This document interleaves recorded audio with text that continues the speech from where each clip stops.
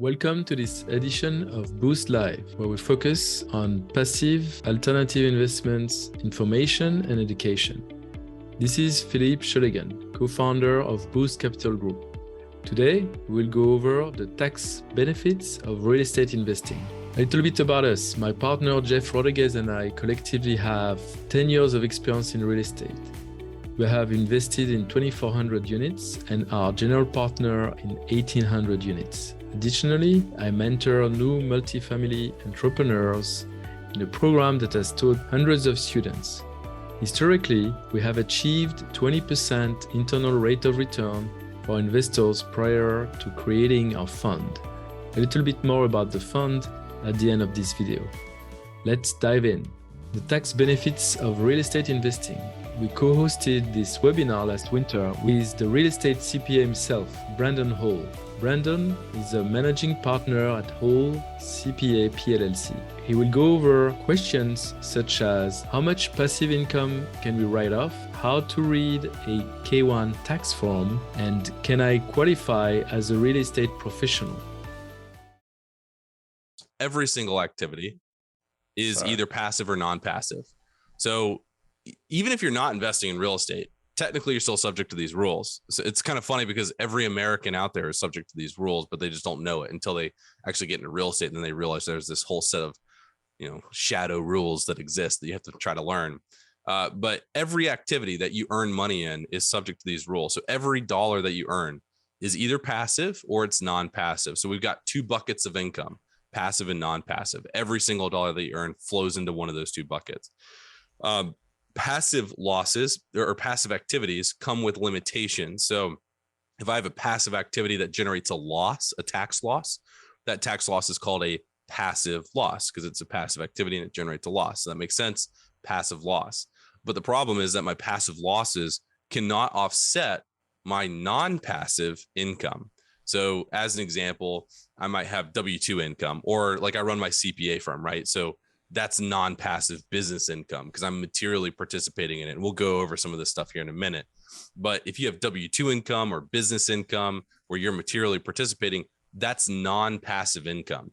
Interest, dividends, gain on stock sales, that's also considered non-passive income. So your rental losses cannot offset that income because it's in a different bucket. Your rental losses are in your passive bucket. All that other income that I just described is in your non-passive bucket. So it's important to understand these rules because part of understanding these rules is first just understanding where my income flows. What bucket are we talking about, passive or non-passive? But the other part of this is figuring out how to move passive losses out of the passive bucket and into the non-passive bucket so that it can offset my W-2 income, my business income, gain on stock sale, interest, dividends, all of that type of stuff. I preach this stuff all the time. So if you've been on if you've seen any of our content, listen to our podcast, you're probably already pretty well aware of the passive activity loss rules, but I preach it because a lot of CPAs get really confused with Section 469, the passive activity loss rules. So it's really important that you understand how this works. Now, there are exceptions to the passive activity loss rules, which we'll go over. And then there's also a special loophole for short-term rentals and VRBO owners, or Airbnb and VRBO owners, which I don't actually know that we're going to touch today, but I wanted to include that there just in case you're interested. Now, why do we even have these rules? It's really important to understand why we even have these rules, because it's important to understand this because once you understand why we have the rules, you'll stop trying to skirt the rules, if that makes sense. Everything has to be by the book when we're talking about Section 469. It's a highly litigated area of the code. Section 469, whenever I say Section 469, I'm talking about the passive activity loss rules.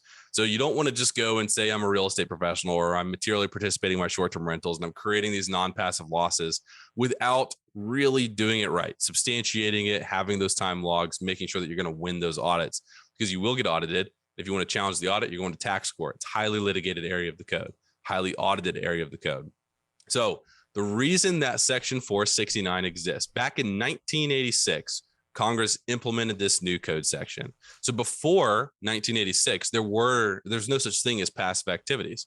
I could be a physician earning a W-2 wage, $1 million, and I could just go buy a bunch of real estate. I could use the depreciation to create tax losses, and I could completely wipe out my W-2 income. I could invest in syndications. They would pass me back a passive loss, or not a passive loss because we're pre-1986. They would just pass me back a loss, and I could use that loss to wipe my W-2 income out. So Congress stepped in and said, it's not fair that somebody that's not like in real estate, they've got their bulk earnings somewhere else.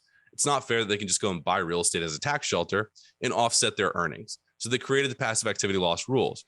And again, those passive activity loss rules say that rentals are passive by default. And you can qualify for exceptions to move them out of that passive bucket.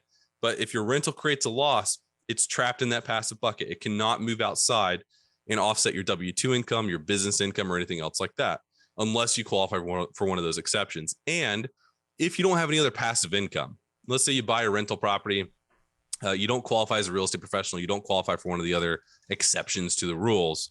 So you just buy this $100,000 rental property, you cost segregate it, you get a $30,000 tax loss in the first year. That's a passive tax loss. There's no other passive income. You're not selling any rentals, so there's no passive gains. So you just have a $30,000 passive loss. Well, if you have nothing to offset it with, if you have nothing to apply that loss to, then it becomes a suspended passive loss, and it just carries forward on your tax returns until you die. So that's what these rules are in effect for. It's to prevent people from investing in tax shelters. So Congress looked at rental real estate as a tax shelter. And it's really important to understand that concept, because whenever we're working with like new clients on real estate professional status, it's typically like an education portion, and then like a pre-audit defense portion of the engagement. And we always have to go over this history, because it pre-frames the rest of the engagement. It pre-frames the entire strategy, because we get people that come in all the time that say, I work 2,000 hours a year, but I qualify as a real estate professional. And we tell them, you can't, there's no way, you're going to lose 100% of the time. And they go, well, I want to take that position anyway. And because, I'm not scared, it'll be fine. But the point is, you should be scared because the passive activity loss rules are meant to stop the loophole. They're not, real estate professional status, short-term rentals is not technically a loophole, right? The passive activity loss rules were implemented to stop the loophole. The loophole was just buying rental real estate to offset my W-2 income. It's really important to understand, because it kind of just gives you the frame of mind that Congress has, that the IRS has whenever they're auditing you, and just kind of helps you understand how to protect yourself. All right. So passive activity, kind of been talking about this, all rental activities, regardless to the extent of which you participate, unless you qualify as a real estate professional, and any trade or business in which you do not materially participate. Those are both passive activities. So all rental activities, unless I qualify as a real estate professional, and any trade or business that I don't materially participate in. All right. So that's a passive activity. So that means I'm going to be stuck in that passive bucket unless I qualify as a real estate professional, or unless I materially participate in my trade or business, right? So what are some examples of this? Well, I buy a single family home, I invest in a syndication. It's all going to be passive by default, unless I qualify as a real estate professional. Any trade or business, maybe I go and put $100,000 into the local hair salon. I always talk about hair salon investments. I think those are great investments because it's cash flow positive. Even in the pandemic, they were crushing it, at least around Raleigh. They're doing a lot of like the black market stuff. So yeah, and I have a funny story about like my wife shaved the back of my head and unintentionally gave me a nice racing stripe during the pandemic. So I'm all for barbers and hair salons. So you put $100,000 into a hair salon, you're not materially participating, right? You're just the money guy. Put $100,000 in. You don't have any voting rights. You're not involved in the day-to-day operations. You're not making any decisions. You're passively involved. That's a passive activity for you. That's a Section 469 passive activity. So it goes into the passive bucket. That income goes into the passive bucket, right? So that's what any trade or business in which you don't materially participate, that's what that means. I'm not materially participating in this hair salon investment. So it goes into the passive bucket and it sits there. But cool thing about that is, and this is where you have to understand what these rules mean, because your CPA is going to be confused.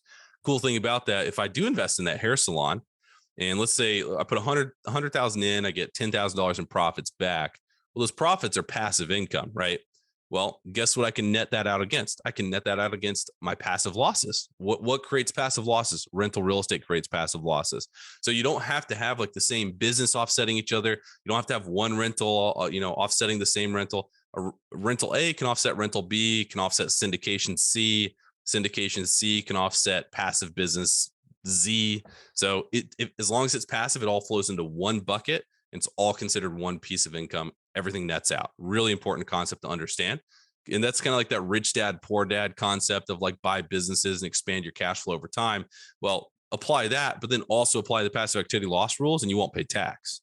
And some of our clients do that. So we have clients that earn 300,000 plus a year and they pay $0 in tax. And if you think about that, like in a reverse, like kind of manner, that's like grossing 500K a year, right? After tax. So really cool concept to understand. But all rental activities are passive. Any trade or business that you don't materially participate in is passive.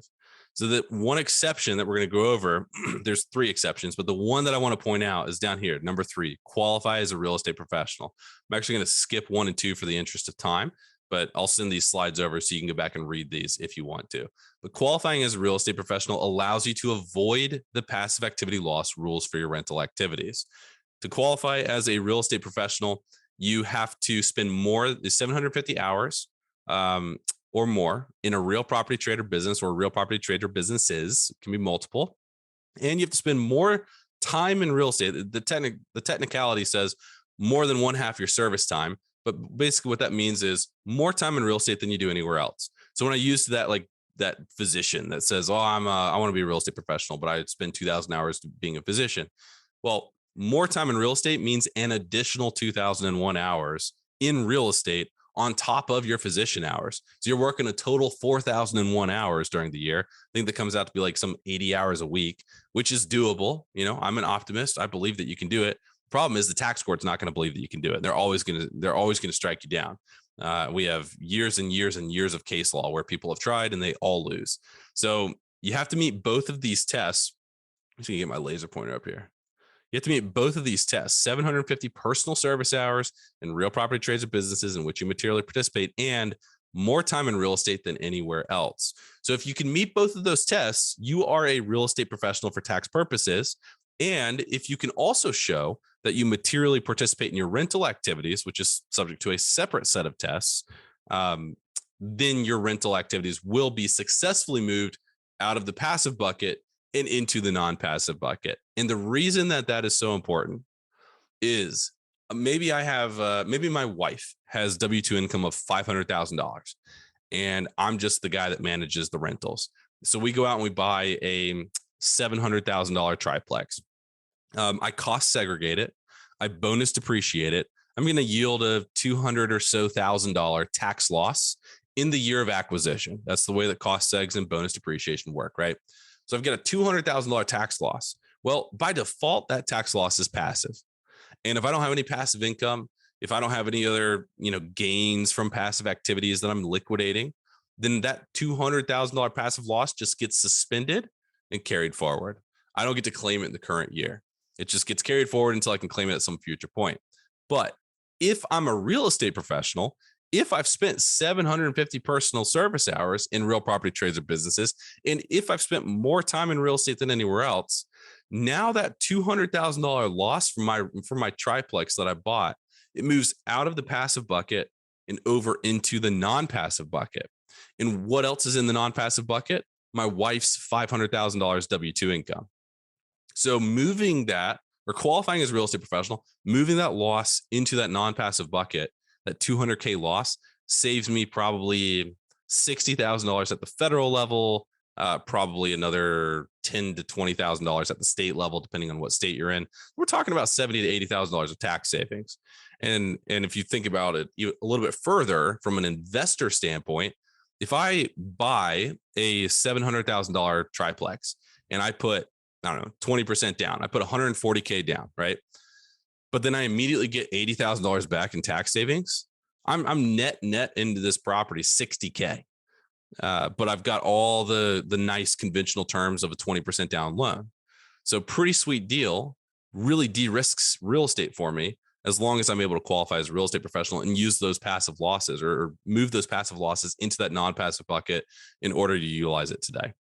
Now, we're going to switch into talking about syndications, because you can do the same thing that I just talked about, buying that $700K property. You can do the same thing with syndications. So I could put $100,000 into a syndication. Most of our clients that put $100,000 into a syndication today are receiving an $80,000 to $95,000 passive loss back because the syndication is buying a $10 million building and they're cost segregating it and creating a large tax loss, right? Like to give you some numbers, let's say let's say that the syndication buys a $10 million building, but they raised $3 million to buy that $10 million building. And let's say that they cost segregate it and the tax loss is $2.7 million. Well, 2.7 million of a $2.7 million tax loss compared to $3 million of capital raised is 90%, right? So if I put $100,000 into this syndication, 90% of that's going to come back to me as a loss. So they're going to in box 2 of my K1, it's going to show negative $90,000 of rental income is what I'm going to receive. Now, the question for me is, can I use that $90,000 of loss? And most people cannot. Most people, you're subject to those passive activity loss rules. You're not a real estate professional. But if I do qualify as a real estate professional, and if I do have my own rentals, I can group that syndication investment in with my own rentals, and I can reclassify that $90,000 loss from that passive bucket and move it into that non-passive bucket. So it can be a really good, like if you're structured for real estate professional status, if you're structured for material participation with your own portfolio, you can really juice these losses at the end of the year.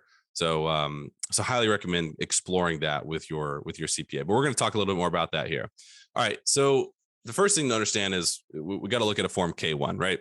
Now, I'm a big fan of Game of Thrones, even though the last season wasn't that great. But we've got Lannister LLC. That's the partnership. And we've got Jon Snow. That's the actual partner. So if you invest in a syndication, this is what it's going to look like for you, right? You're going to have your information here, the partnership information here. They're going to show you your percentage interest down here, profit, loss, capital, beginning and ending. You want to make sure that's correct. Typically, you're going to see something in qualified non-recourse financing. Qualified non-recourse financing is non-recourse financing secured by real property. So all of these syndications have qualified non-recourse financing. Really important to double check this number because this is going to give you a basis to take losses. And I know that probably goes over people's head, but that is, I'm not doing it justice on this talk. It's extremely important to understand that aspect if you're investing in syndications. Qualified non-recourse financing gives you basis to take tax losses. So I could put $0 into a deal, but be allocated $1 million of qualified non-recourse financing. And I can take $1 million of losses from bonus depreciation and tax deductions, even though I put $0 into the deal. So make sure that you check out that qualified non-recourse financing. If you're investing in a syndication and you see non-recourse financing, most likely the CPA prepared it wrong. It should always, 99% of the time, be qualified non-recourse financing. But you're going to have your beginning capital account. If this is the first year of the syndication, your beginning capital account is $0 because you didn't have anything carrying over from the prior year. You contribute $50,000. Your net loss that's allocated to you is $35,000. So now you have your ending capital account of $15,000. Really important to track this information for 2 reasons. One, at the end of the deal, when the syndication liquidates, that $15,000, that's what you're owed. That's what they're going to pay you, right? So you need to track that to hold them accountable to good accounting. But the second reason that you should track that is you can't take a distribution in excess of $15,000 next year unless you're allocated profit. So you got to be really careful. Otherwise, you're going to create a tax event. So on the right-hand side here, we have the actual, like how the property actually performed. And right here, I've just got a negative $35,000 of net rental losses. So this property they probably did a cost segregation study. They passed back, was that 75? Is that 75? Not 85% of the, is that 85? 10, 20, 25. I don't know. I got a head cold. So anyway, you can correct me on the math, but they passed back a good chunk of that initial investment in terms of losses. So I received this K1, but now I'm looking at it and I'm going, well, what do I do with this $35,000 loss? It's still subject to that passive activity loss rules, right? It's going to flow to Form 8582, the most important form that everybody should know. Form 8582, if you're not aware of it, Rick at the beginning mentioned our Facebook group. I'll post a link to it later when I get a break here in a minute. But our Facebook group is Tax Smart Real Estate Investors. I think if you have to go to Facebook.com/groups/Tax Smart Investors, you'll find us. But we talk about this a lot. Form 8582 is the most important tax form that you need to know above and beyond your 1040, above and beyond Schedule E, above and beyond Schedule C. The reason is nobody looks at it, and that's where all of your passive losses are being allocated and aggregated. And if you switch CPAs, the new CPA might forget to bring it all forward. So now you just lost hundreds of thousands of dollars of tax losses. So you got to be really on top of Form 8582.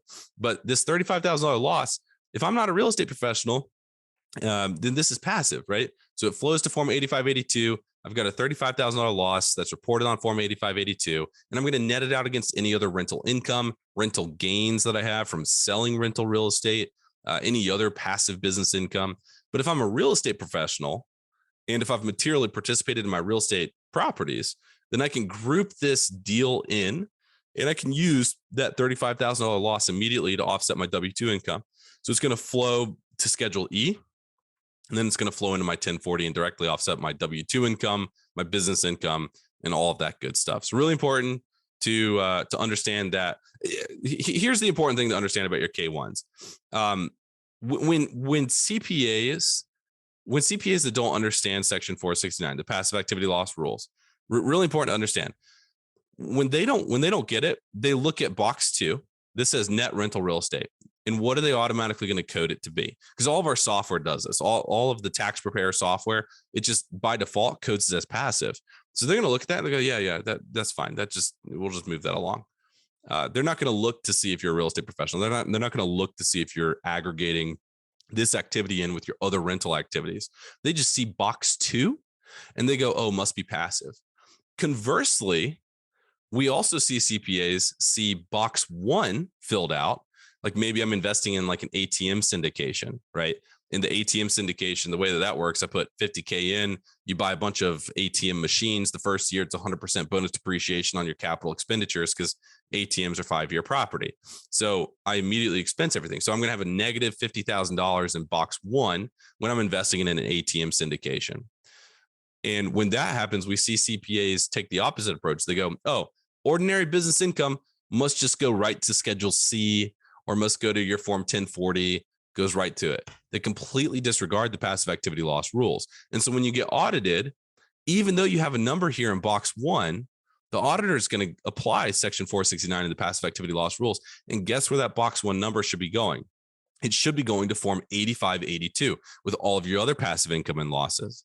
So don't get suckered in to a CPA asking you. We just had this pop up in our Facebook group the other day. Somebody was like, and my CPA is asking me what box is the number going to be reported in, box 1 or 2? And I was like, it's completely irrelevant. It doesn't matter for the passive activity loss rules, because I know what that CPA is trying to think through, and they're not doing a good job of getting to the answer. So you have to protect yourself. You have to prevent audits, essentially, or you have to protect yourself in the event of an audit. So don't get suckered in to thinking, oh, since it's reported in box 1, must just go straight to my 1040. I don't have to worry about the passive activity loss rules. No, that's not true. The passive activity loss rules are all about how much you personally materially participated in the deal.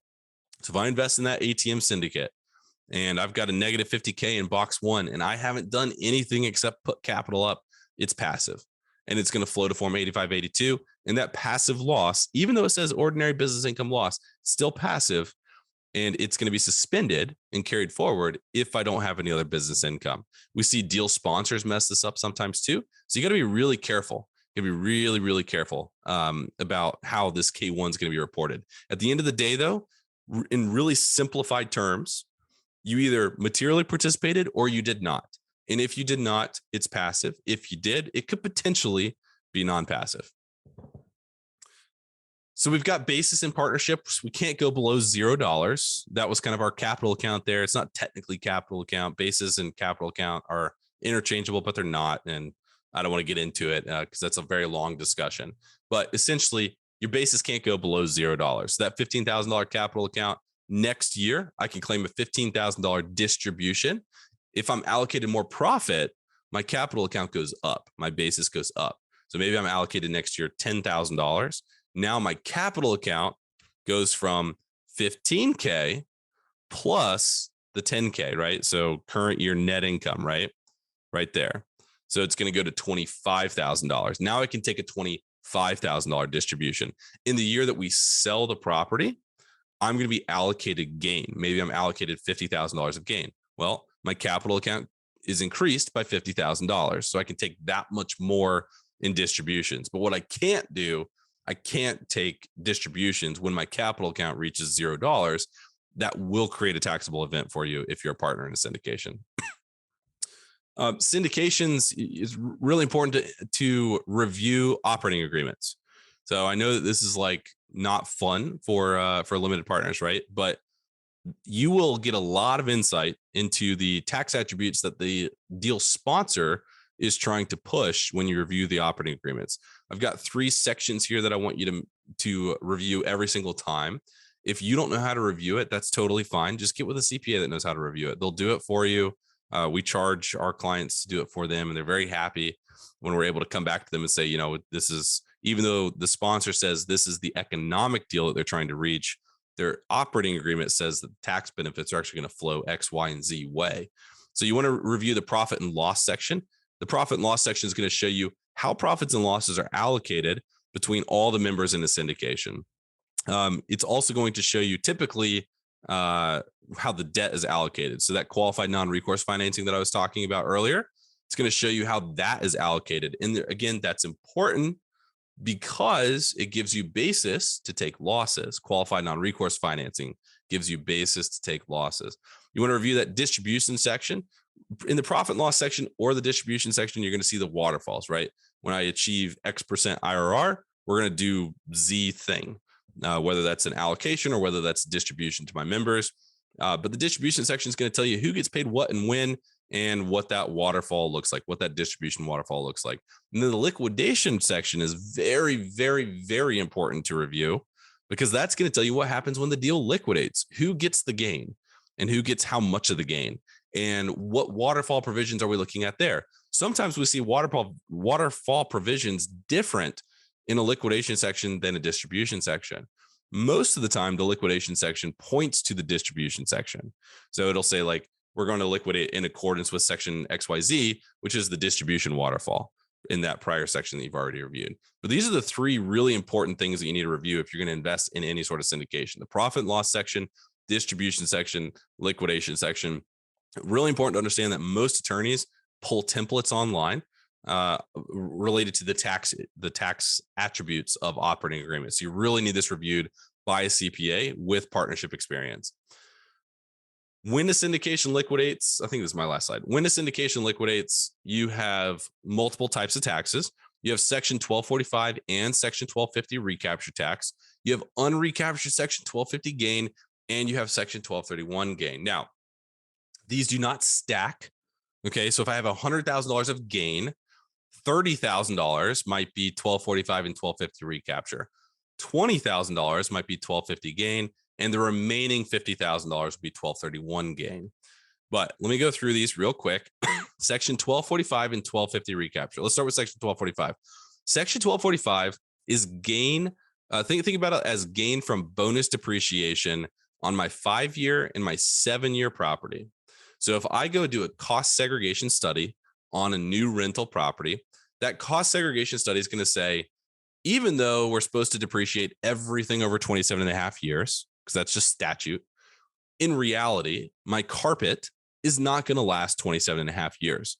My appliances are not going to last 27 and a half years. The parking lot is not going to last 27 and a half years. So cost segregation study says, we just bought this $100,000 building, but we're going to take that $100,000 of value and we're going to allocate it into various buckets. We're going to go and identify all these components that make up the property, and there's going to be a value that comes after that identification. So we're going to have a 5-year bucket, a 7-year bucket, a 15-year bucket, and a 27.5-year bucket. And when I say bucket, I mean value allocated to that depreciation life. So we're going to have value allocated to a 5-year life, a 7-year life, a 15-year life, and a 27.5-year life.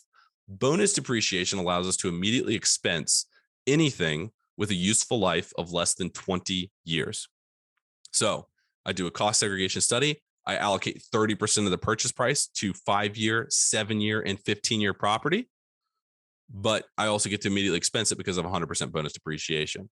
So I immediately expense 30% of the purchase price. That's where I'm getting these big tax losses from in the presentation. The problem with bonus depreciation is that it's going to create large recapture taxes whenever you sell at the end of the day. And the reason that it's going to create recapture taxes, the simplest way to think about this, I have $5,000 worth of carpet. It's 5-year property. I 100% bonus depreciate it. I take it all up front. When I bonus depreciate my carpet, I get a $5,000 write-off, but now my basis in the carpet is $0 because it was $5,000, but I took the $5,000 write-off today. So now my basis is 0. So if I sell my property later, I'm going to have to assign $5,000 of the sales price to my carpet, unless I do some unique things, which some people do. But if I don't, I assign $5,000 of value to my carpet. So now my carpet at the sale has a $5,000 valuation, but my basis is $0 because I took all that bonus depreciation up front. And because of that, I have a $5,000 gain. And that is Section 1245 recapture. I recapture Section 1245. And Section 1245 means 5-year and 7-year property. I recapture that at my ordinary tax rates. So I don't get preferential tax rates or anything like that. I'm recapturing that $5,000 carpet at my maximum 37% tax rate. Section 1250 recapture is a little bit different, but you're also recapturing that at your ordinary tax rates as well. Then we have unrecaptured Section 1250 gain. Not to get too confused, there's 3 types of recapture here, if you can't tell: Section 1245, Section 1250, and unrecaptured Section 1250. But my unrecaptured Section 1250, that's at a maximum 25% rate. That's the recapture on the depreciation that I've claimed related to my building. So much more preferential. And then I have my Section 1231 gain. But you can mitigate this tax because at the end of the day, like if I invest in a syndication and I put $100,000 in, they give me $80K of bonus depreciation. My basis is $20K because $100K in, $80K loss, passed back to me. Basis is $20,000. They sell it for $150. My share is $150. Well, what's my gain? My total gain is $150 minus my basis. So my total gain is $130,000 in this syndication deal. Lots of taxes coming from that. But I can buy my own rental property. And it's all passive, right? So it's all fine. I don't have to do anything crazy. I don't have to be a real estate professional. I don't have to do the short-term rental loophole. I just buy my own rental property. And I'm going to offset this $130K gain with a cost seg and bonus depreciation from acquiring my own rental property. I can also take the distribution that I've received from this syndication and invest it in the next syndication, as long as it's all within the same calendar year. And guess what? The next syndication is going to give me another $80,000 loss that I'm going to apply to that $130,000 gain from the prior syndication. You're effectively doing a 1031 exchange without actually doing a 1031 exchange, without being held, accountable to the deadlines and paying for the costs. You're just redeploying cash, but all within the same calendar year. And it doesn't matter. Sometimes I get the question of, well, if the syndication liquidates in December, I don't have any time to reinvest. Well, you could have bought a property in January, not knowing that the syndication was going to liquidate in December, or you could buy a new syndication deal in January or February, whenever. The timing doesn't matter as long as the acquisition of the new syndication or new deal and the liquidation of the current deal is all within the same calendar year. So, and I just realized I don't have a contact page, but that was my last slide. So that's it. Thank you very much for letting me come and talk, and we can get to questions. Brandon, we'll put up a slide or something with your contact info at the end. Thanks. That was awesome. That was power packed. Are you able to, you want to just read through the chats? There's a lot of good questions. I say we hear from the people first. I have questions, but let's hear from the people. You want to just read through that? Yeah, sure. Yeah. Or we can read them. I think Chris Tanner asked, how do we explain to another CPA or prepare the short-term, not passive losses against our earned income? You would need to give them the code section. And I don't know what that code section is. It's code section 1469-515. I think it's 5T. 5T. It's material participation. Where's my here? Actually, here's a better thing to do. Give them real estate professional status. Give You him can the link him case. up. What's up? Give him the case, you mean? No, you can link him up to our article that I just posted there on real estate professional Thank you, status. Yeah, there's a section in there on short-term rentals. It's got all the citations and everything. So I would just point him to that. Your short-term rentals, you don't have to it's a unique area of the code where it skirts the passive activity loss rules. You don't have to qualify as a real estate professional. You just have to materially participate. So it's a lot lower bar. A lot of our clients buy short-term rentals to offset their W-2 income. Like you can work a full-time W-2 or a full-time business, buy a short-term rental and have the short-term rental losses offset your W-2 or business income. Really, really unique piece of the code. But a lot of CPAs don't know that. So, but we've got that article I just posted. It's all cited out for you. Appreciate it. Thank you. No problem. All right, Moses, you said, can you deduct an LP loss if you're a qualified real estate professional off your W-2 income or other active real estate rental income? So you can always deduct LP losses off your rental income, right? Because it's passive loss versus passive income. So that's fine. Or if you sell a rental property, you can take your LP losses and offset your rental like gain on sale. So that's all kosher. That's fine.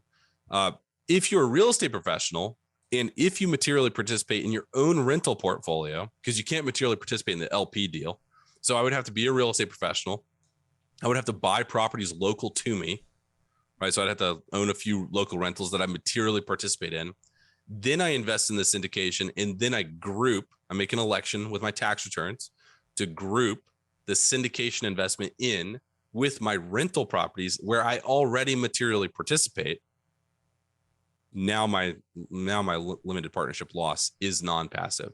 So you would have to buy your own rental real estate, qualify as a real estate professional, and materially participate on your own rental real estate, then go place your syndication investments. And yes, you'll be able to count those syndication investments as non-passive against your W-2 earnings. But you'd still have to qualify as a real estate professional. So subject to those rules. All right, Joe, you asked, but what if what if a property management company is managing the triplex in your example? Yeah. So in my example, I was basically saying my wife earns $500,000. We go buy a triplex. I'm the one that is managing everything. I do all the day-to-day stuff.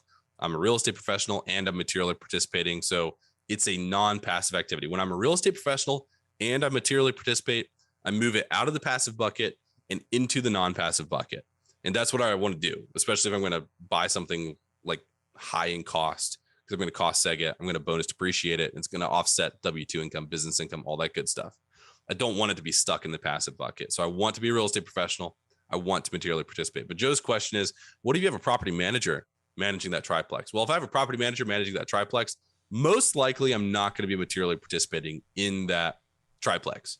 So most likely I'm not going to be able to use that as a non-passive loss. It's going to be stuck in that passive bucket. The exceptions to this are when I have a lot of property, right? Or I'm the sponsor in a syndication and this asset's massive, right? That's different. Even though I've got a property manager managing the day-to-day, I'm still heavily involved in the day-to-day operations. So that's what you kind of have to think about. Is that am I materially involved in the day-to-day operations or not? And if I'm not, I might not be materially participating and I might not be able to claim this loss as a non-passive loss. It might be stuck in that passive bucket. And this could be true even if I'm a real estate professional, because I could be a real estate broker and I'm going to meet the 750-hour test. I'm going to meet the more time in real estate than anywhere else because I'm a real estate broker. It's all I do. So I'm a real estate professional. But if I don't materially participate in my rental activities, all my rental activities are still passive.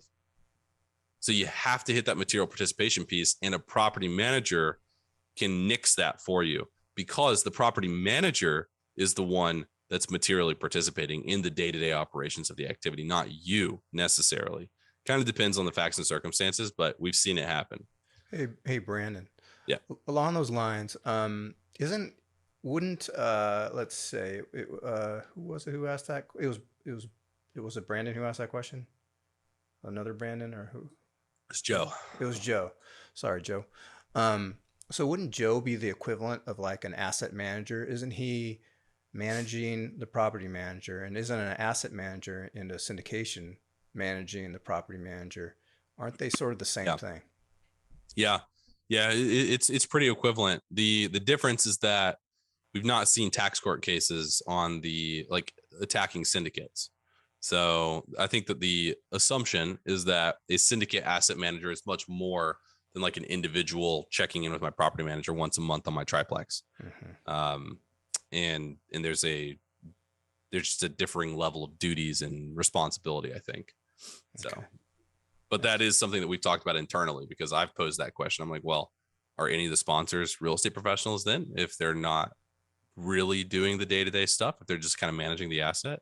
We got CPAs on my team that are on both sides of the argue both sides of the coin, which is interesting. So, but I think if you're in the syndication deal, you're on the GP side, not the LP side. You got to be on the GP side. If you're on the GP side, you're probably fine claiming real estate professional status, claiming material participation, as long as you meet the hour thresholds.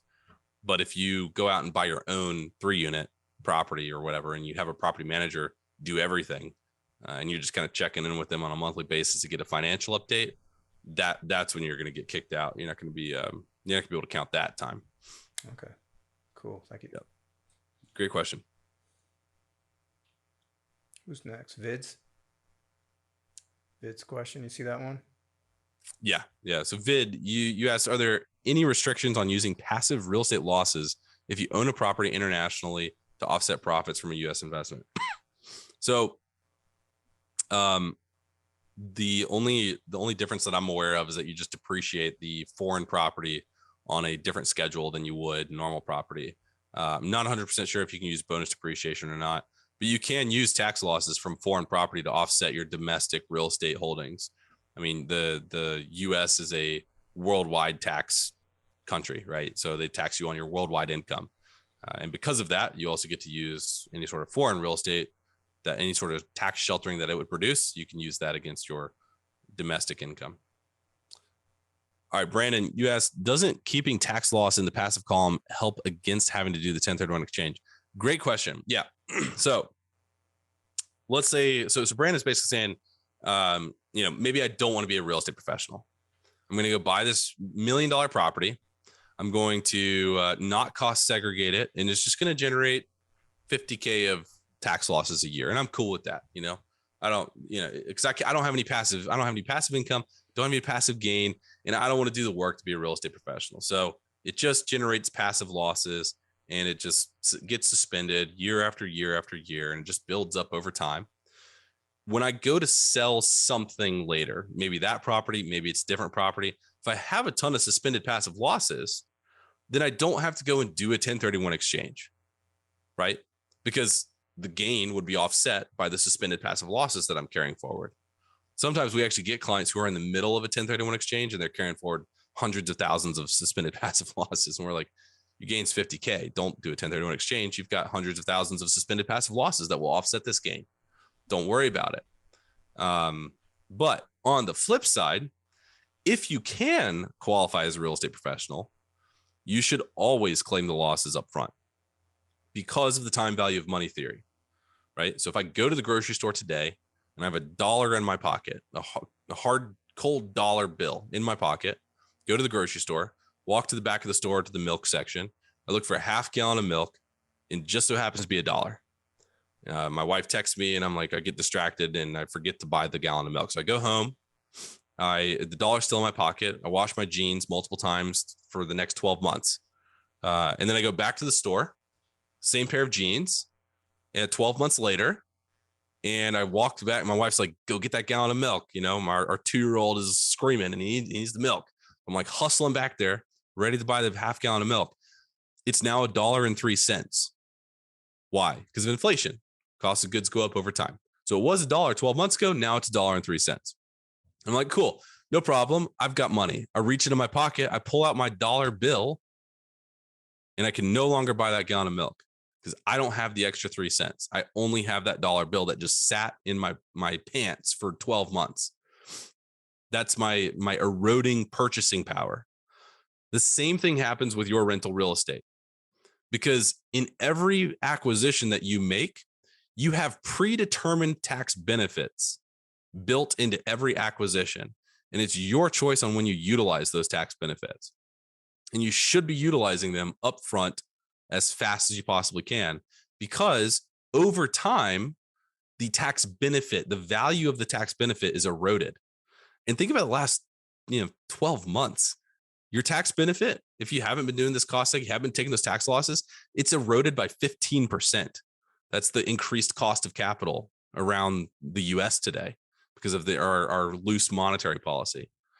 So every acquisition that you make has these predetermined tax benefits in it. It's depreciation, right? And you should be accelerating it and taking as much as you can up front so that you can get the tax benefit today and reinvest it today. Put it in Bitcoin or Dogecoin or whatever you want to do, right? Doubles in value every year. Why would you want to do that? So good question. Yes, if you have suspended passive losses, you don't have to do a 1031 exchange, but don't be the person that says, well, I don't want to do the cost seg. I don't want to do the bonus depreciation. I just want to take regular depreciation over time. No, you're killing yourself. Your tax benefits are gone by year 10. Even though you've got 17 more years of depreciation on that asset, it's over for you. Take it all up front, maximize that time value of money. All right. Brady, yes, do stocks count in the passive bucket? Good question.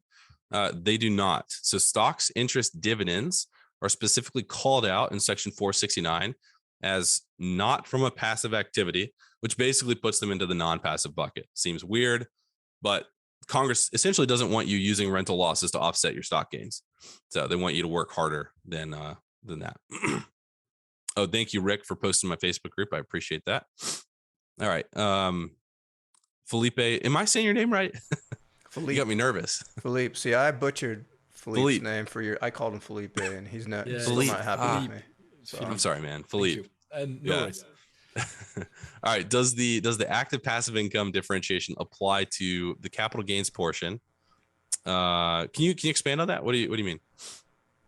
Well, I think there's the capital gains are being paid on whatever you're going to buy at. Let's say you buy at 10 million, you sell at 12 after a few years. And I know like the active passive. I know it applies to the rental income. But then does it apply to the capital gains part at the disposition?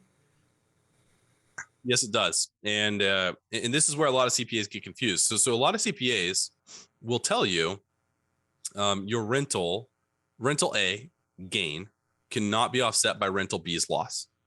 They'll tell you that.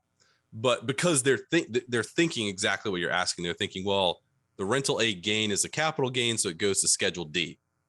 And Schedule D stuff is not from a passive activity, so it can't be offset by my rental B loss. But what they're forgetting is that in order for your rental A gain to get to Schedule D, it has to go through Form 4797, then it goes through Form 8582. And remember, what is Form 8582? It's the most important tax form that you need to know. Literally everything funnels through Form 8582. You've got to know that form. But your rental gains will flow through to Form 8582. And so I love issuing this challenge to anybody that comes into my ecosystem socially and says, well, my CPA says that my rental A gain was not going to be offset by rental B losses because it's different. And I say, well, have them prepare Form 8582 for you, because Form 8582, by the time that you get to line 4, you will realize it all nets out. It all nets out. So your gain from a passive activity, because forget talking about, is this rental or is this, forget that. The question is it passive or is it non-passive? If it's passive, it flows to Form 8582, and it's going to be offset by all the passive losses that you're generating. So all those LP investments that you're making, that's exactly where it's going to go. Yeah. Thanks. No problem. All right. Moses asked, so to clarify, you certify you materially participate as an LP position if you qualify as a real estate professional. So the depreciation losses go to Form 8582 if no ordinary income to write off and carry it forward. Yeah.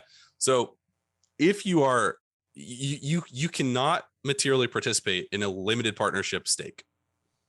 So you would have to have your own rental portfolio built out, or you'd have to run your own deals. So I would qualify as a real estate professional, and I would materially participate on my own rental portfolio. Then any additional syndication investment that I make, I can group those syndication investments in with the portfolio where I already materially participate. And once I do that, all those syndication investments become non-passive. I hope that helps, Moses. Mona said that was great. Thanks, Brandon. You are quite welcome, Mona. Thank you for joining. I appreciate it. And thank you, everybody else, for joining too. All right. Angel, I recently heard that because of the gains at the turn, if it was a 50K investment, the only way you can offset it is with a 100K investment as the follow. Can you speak on that point, or is there a better way to explain it? Because a 50K investment, the only way you can offset is with a 100K investment. Okay, I see what you're saying. So you're saying that when you, excuse me, when you invest, you put 50K into a syndication, and when they sell, they're giving you an additional 50K. So you've doubled your money, and you've got a $50,000 gain. But what's really going on is when you put that 50K in, you also got $50,000 back as a loss. So you're, because of the passive activity loss rules, the depreciation that they're all claiming, right? So you have a $0 basis, and they're cashing you out at 100K. So you've got a 100K gain since you have a $0 basis. So yeah, you would need to find a deal that's going to yield $100,000 of loss in order to offset that entire gain totally. Or when you put that 50K in, and then you got $50,000 in losses passed back to you in the first year, maybe you couldn't claim that passive loss because you didn't have any other passive income. Nothing, you didn't have anything else that was selling that was like a passive gain. So that $50,000 is a suspended passive loss. So when the deal liquidates later for $100,000, your basis is 0. It liquidates for 100. Your gain is 100, but you have this $50,000 suspended passive loss that you can then apply to it. So really, your gain's only 50K. Does that make sense? Okay. Some people are like, I don't know about that one. I just have one more thing though. But if it's past, if it's a 6-year turn, you can only roll it 5 years, right? Are you talking about syndications? Or are you talking about like qualified opportunity funds? Like if you had the 50 that you had 50 that you didn't have to use, so you got that 50 extra in losses. Yeah, you can only roll that 5 years, right? No. If you can't use a suspended passive loss, it sticks on your returns until you die, and then your estate uses it. Yep. No phase out. Good question. All right, Jeff, is there an income limit when someone cannot take a K1 deduction? If so, what is that income limit? No, there's no income limit. You just apply the passive activity loss rules. It's either you can claim it because it's non-passive, or it's passive and you have other passive income. Aaron, you asked, is it code section 469 TE32A? Let me actually look. It is, yeah, close. It's regulation section. So he's talking about the short-term rentals, that loophole code section. So if your CPA is like, I don't believe the short-term rental thing, you just point him to Treasury Regulation Section 1.469-1T E32A. I'll paste that in chat.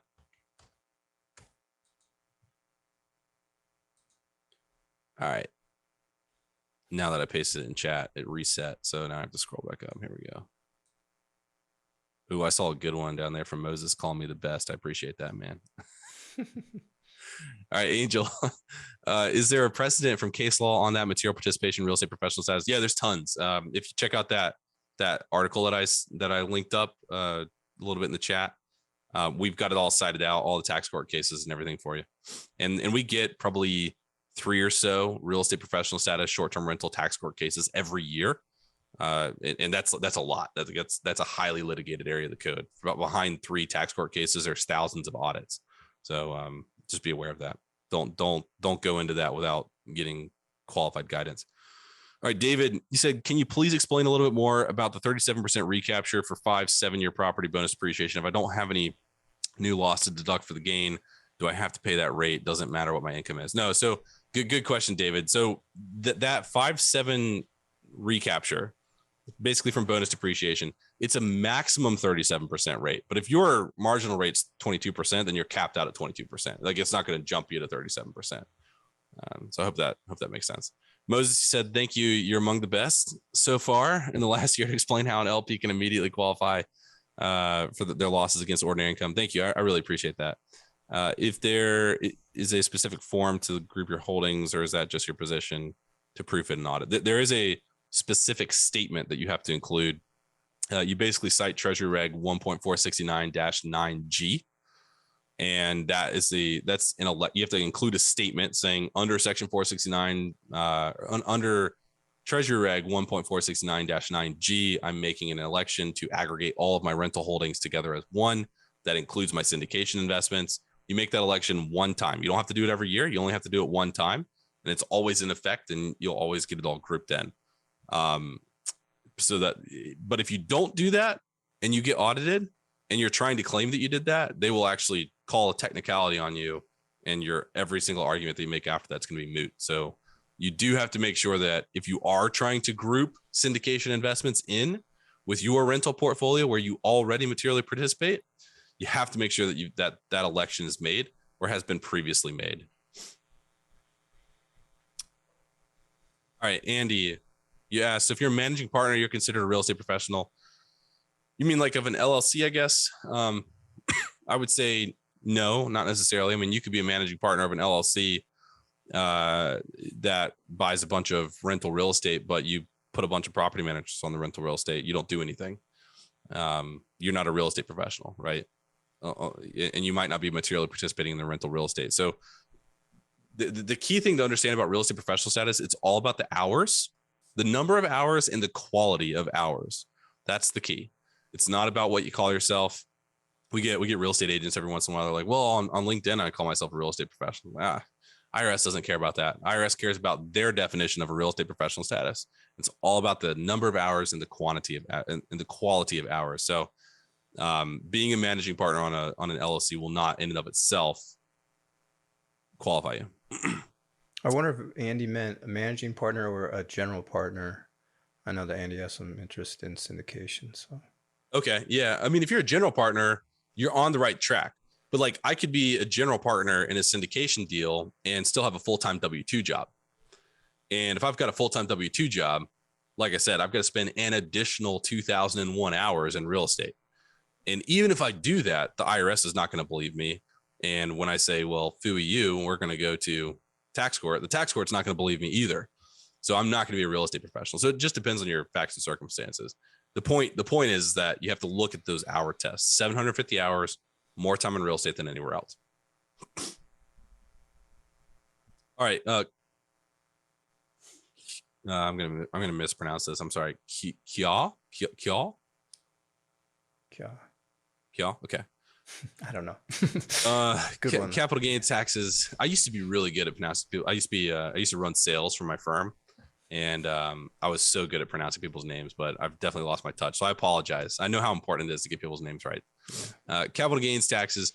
Bought our primary home July 2014, lived there till 2018, moved into our new primary home. Tenant moved in 2019. We have 200K gains.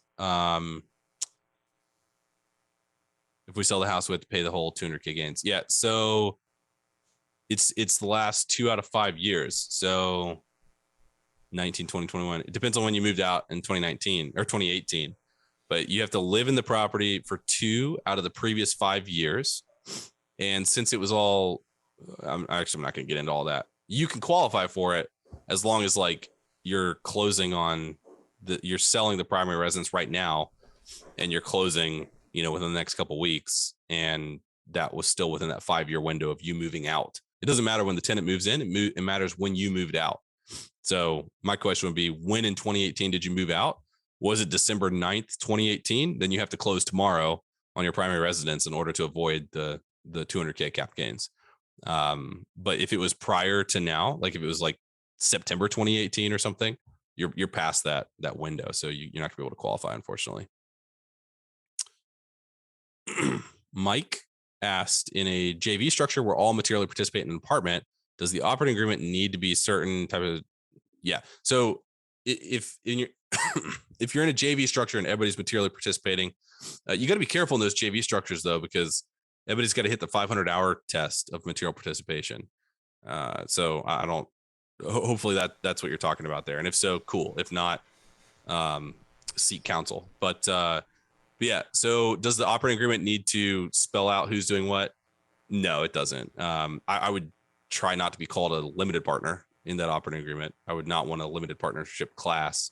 You just don't want the IRS to be able to hang their hat on anything, like you don't want them to come back and say, well, you're a limited partner, so you can't materially participate. And now you're up the creek without a paddle and you have to go to tax court to fight it. And that's, tens of thousands of dollars. So that would be the only thing that I would watch out for in that operating agreement there.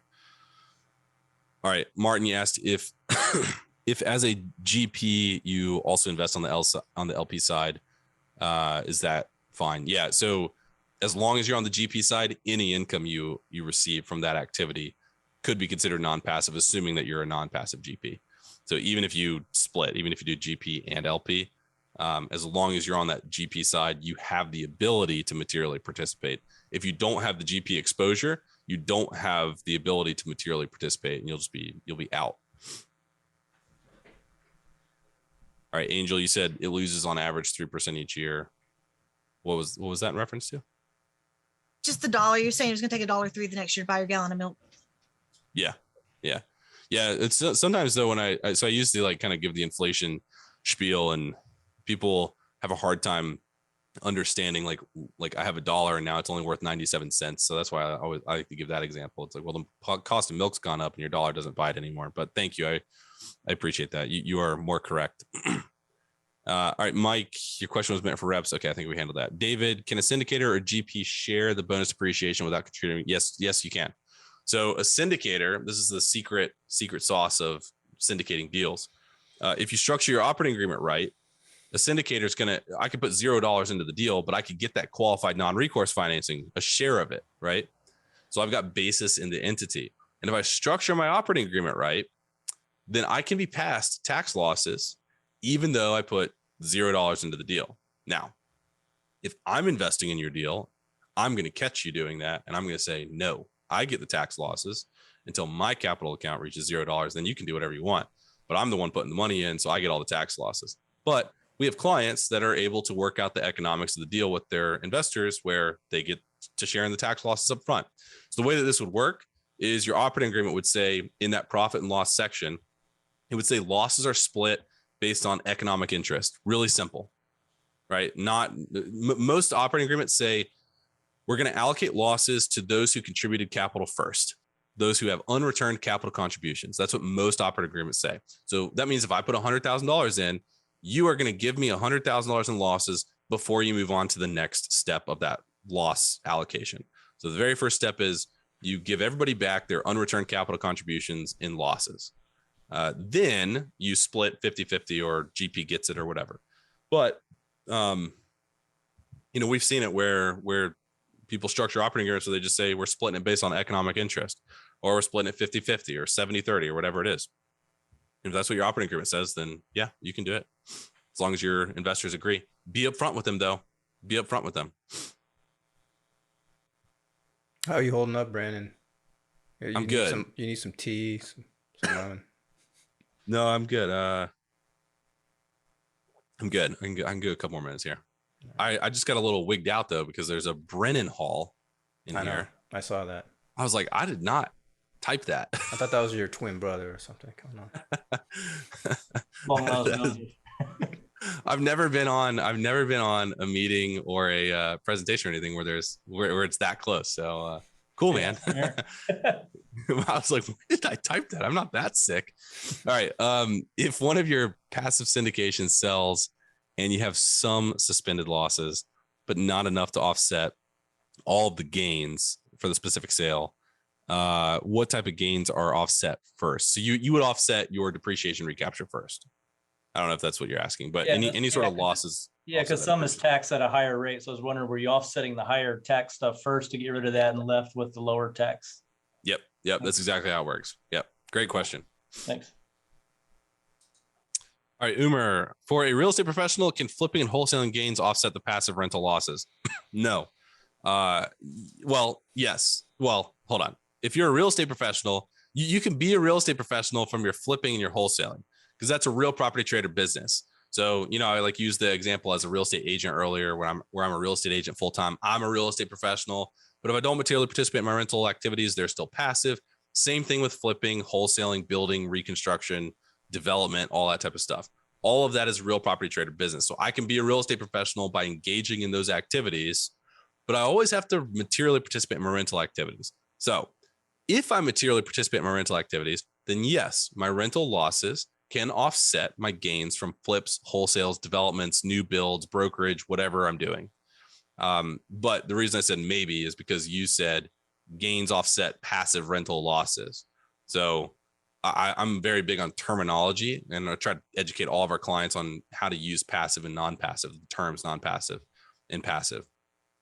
You would not have passive rental losses if you were a real estate professional and if you were materially participating in the rentals. You would have non-passive losses, and those non-passive losses would offset your non-passive income from the flips and the wholesale. So I hope that makes sense.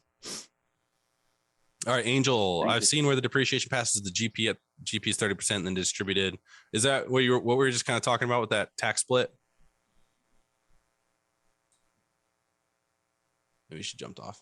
No, I'm here. It was when David was saying, can the GP basically split up the depreciation, even if not everybody pays into it? And we're actually currently in that, where they expect the depreciation, that 30% of the GP to come to the GP and then be distributed pro rata. So like based on the GP split, even though not everybody's paying in. Yeah, I mean, it really depends on how you structure the operating agreement. Do you have a CPA that you're working with on that, or are you just an attorney? We're using Dugan. Who's Dugan? Kelly. Is that a CPA? Dugan He's a Kelly. lawyer. Okay. Is he a tax attorney? So you need to get with a CPA then that understands that stuff, because what you don't want to do, you don't want to get everything locked in and then get to March and then come like hire my team, and my team goes, yeah, what you just said is not what's actually in the operating agreement, and unfortunately we have to go with what's in the operating agreement. So you have two choices: we prepare all the K1s with what's in the operating agreement, or you tuck tail, you go back to your investors, you get them to re-sign an operating agreement by March 15th. You got a tight window, and that's not going to look good.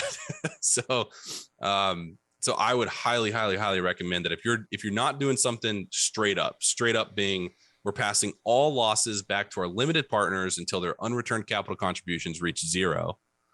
And then after that, GP splits. If you're not doing something straight up like that, make sure that you got a CPA on your team that's going to go through that operating agreement. We provide that service for you, or for clients at a fixed rate. So you can hit me up afterwards. We have a team that does it all day long. So, yeah. I know my husband's standing right here, and I'm like, did you just hear that? I cannot tell you guys, if you're interested in being a GP, I cannot emphasize enough how important it is to get this right up front. It's okay to make mistakes, but it's not okay to make mistakes in March of the following year, because that's when all the investors want their K1s, and they're going to be really, really pissed if they have to restart this entire process. We've done it with clients before. So just, you want to get it right up front. It's going to cost you a few $1,000, but it's going to save you a lot of headache, and you can use it as a template going forward too. So, all right. Sarwar, how to track the number of hours for real estate professional status qualification. Yeah. So we talked about quality of hours, number of hours for real estate professional status, material participation. I've been tossing that around too. That's all quantity hours tests as well. So you got to track your hours. There's applications out there that you can use. There's one that this person like came through one of my courses, and they went and developed something called Reps Tracker. So that's like an app, like an iPhone app that you can use. I've not used it, but apparently it's pretty good. What I recommend is just using Google Sheets, because you can put it on your phone. It's a cloud-based system. It's a spreadsheet. Everybody knows how to use spreadsheets.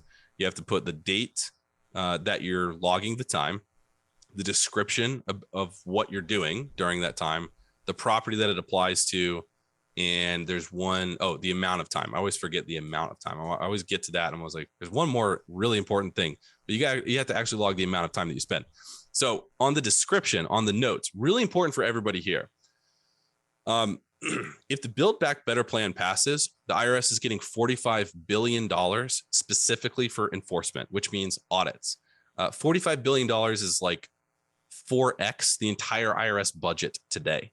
So we're going to see audit rates skyrocket. The only way that you're going to protect yourself is if you take amazing notes today. So not that you can count this webinar as a real estate professional hour. You cannot. But if you could, you would notate, I was on this webinar with Brandon Hall, and we went through section 469, and he told me that the most important form was form 8582. Now, that might seem like a lot, but it's really not in the moment. You just document what you're doing because you want yourself, think about your future self 5-6 years from now. You want to be able to very clearly recall what you did at any given moment. Do not be the person that puts 8 hours down to set up a VRBO listing. I used to take that, right? I used to be like, oh yeah, that makes sense. And then I bought a beach home and I set up a VRBO listing and it took me 45 minutes. So now I'm like, you guys are liars. This is not true. So don't be that guy. Don't be the guy that just puts, 1 hour for 70 straight rows and then just puts emails for 70 straight rows, because that's not going to fly either. You got to be specific. You got to be detailed. You got to remember what you're doing 6 years from now. So that I recommend Google Sheets for that type of tracking. Thank you. No problem. Angel, you asked, can you reverse the election? What are you asking there?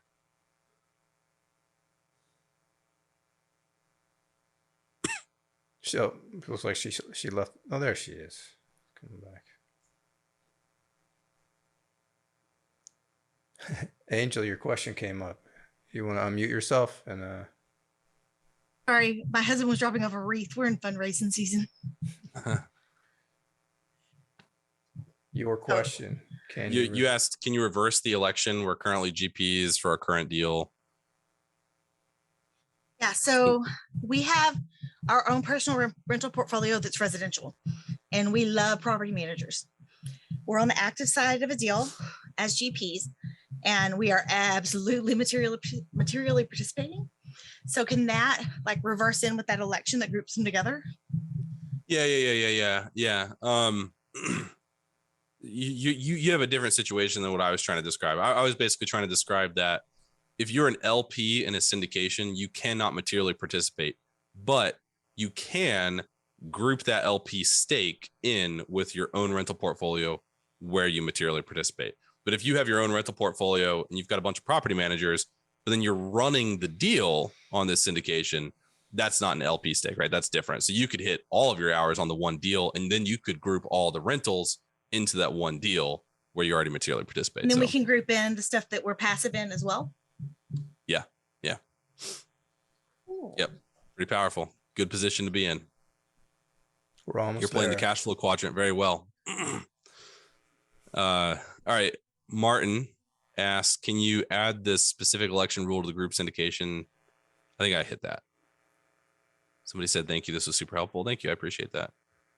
And then Jill, I missed your answer as flipping and wholesaling active or passive. That is considered non-passive, which you could call active if you wanted to, but non-passive income.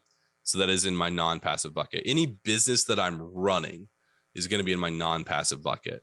If I invest in a wholesaling business or a flipping business as a JV partner and I'm just the money guy and I don't do anything, then it's passive to me. But if I'm the one running it, if I'm the one managing the day-to-day, finding the deals, running the contractors and all that stuff, it's a material participation activity for me. So it's going to be in the non-passive bucket, and my rentals are still in that passive bucket unless I materially participate. All right, Moses, would you have an amendment? Would you have to do an amendment if I did not group my LP stake into my active material participation, my material participation status with my other business income? I actually don't know off the top of my head if you can amend. There is actually, you can. There is a safe harbor where you can go back and retroactively apply the election to whatever the first tax year was. You only have to do the election one time. So the very first thing that like if you were to ever join us as a client, we would go, if you were doing this already, we would go and seek out that election in your prior tax returns. We would try to find it. And if we didn't find it, we would apply that safe harbor. But yeah, you can, there is a safe harbor. I don't remember what the technicalities are, but I would just check that out. Can you write off passive losses if you have a W-2 income greater than 150K? Yes, if you qualify as a real estate professional. That 150K mark that if you earn less than $100,000, you're able to claim a $25,000 passive loss allowance. So you don't have to qualify as a real estate professional. I don't have to do anything crazy. I just earn less than 100K. I buy a rental property. It creates losses. It's passive, but I can claim up to $25,000 of those passive losses because I earn less than 100K. That's one of our exceptions to the rule. So when I send you these slide decks, go back through and view those three exceptions. It'll talk about that. But the one thing that I do want to mention, above 100K, it gets phased out. So like we'll get clients that'll be like, all right, I'm at 165K. So I'm going to contribute 15K or 15.5K to my 401K. That way I'm at 149.5 and I'll get $25,000 of loss allowance. But the way that it works is you're pretty much phased out at 149.5. You can only use a $250 or $1,000 or something loss allowance. So so you really have to drop your income way in between, like the 125K mark. That's really, if you're trying to like drop your income specifically for this exception, you want to be aiming for at least 125K total income. Otherwise, it's probably not worth it for you. All right, James, you said deciding my first flip should close this year or next year. 2022 will be flipping frequently. Curious if there's a general answer. Are you selling or are you buying this first flip?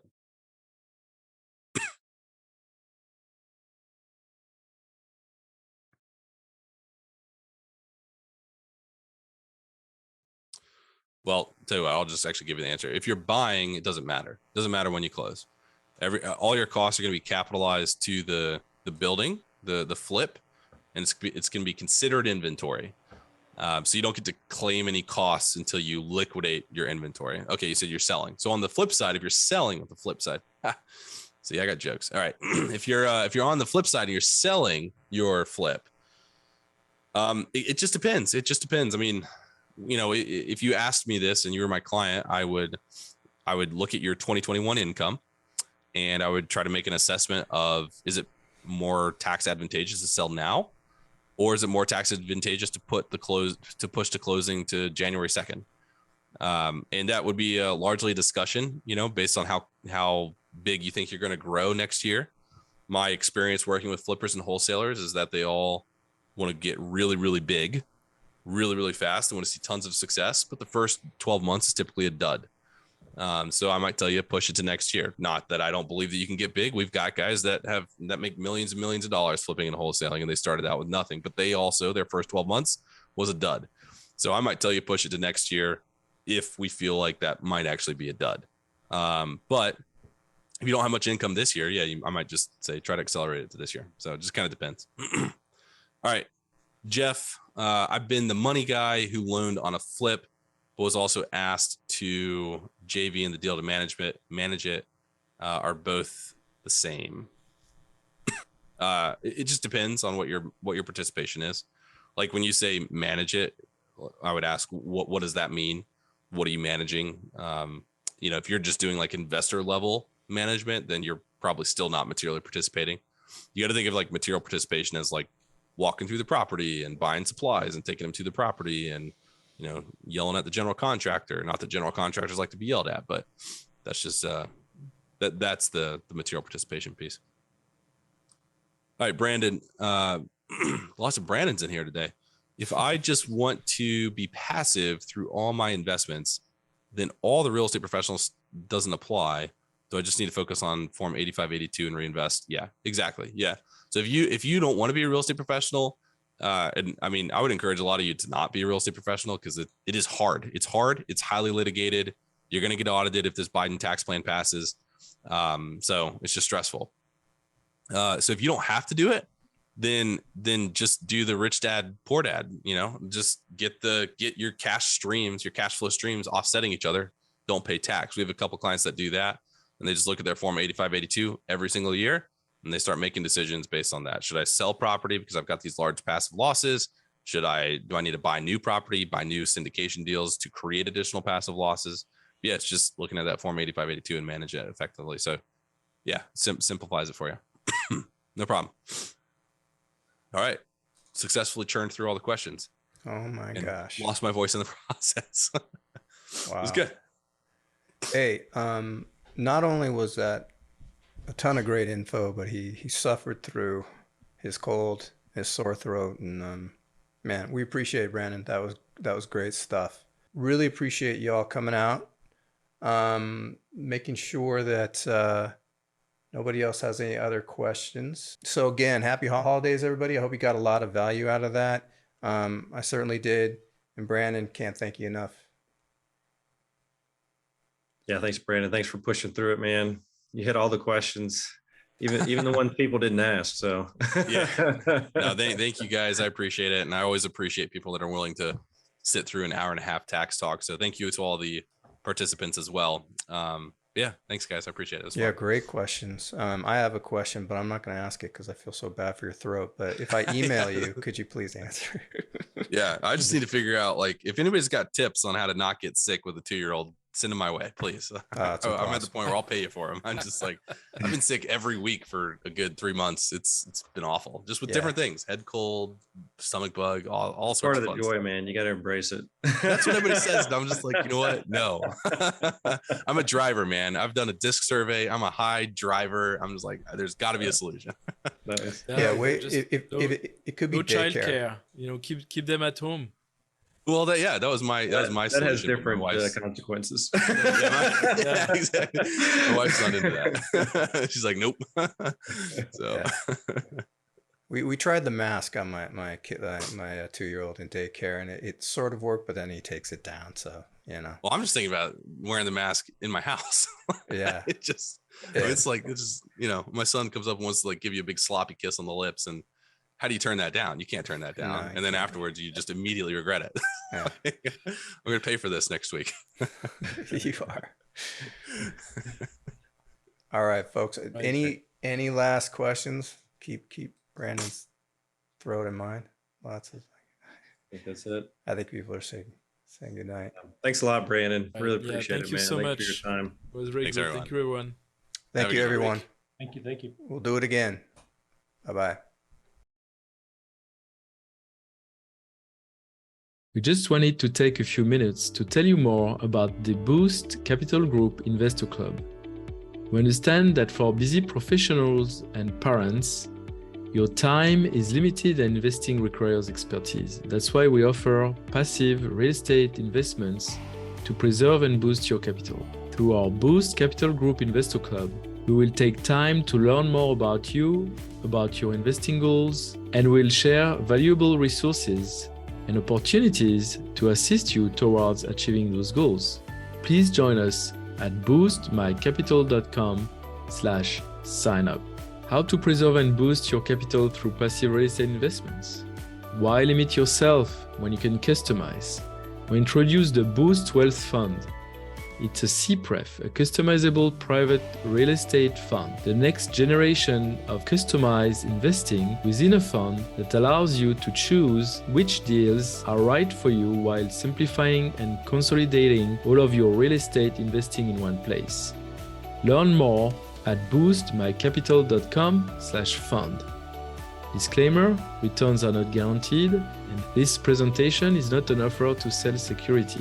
Refer to private placement memorandum for more details on risk.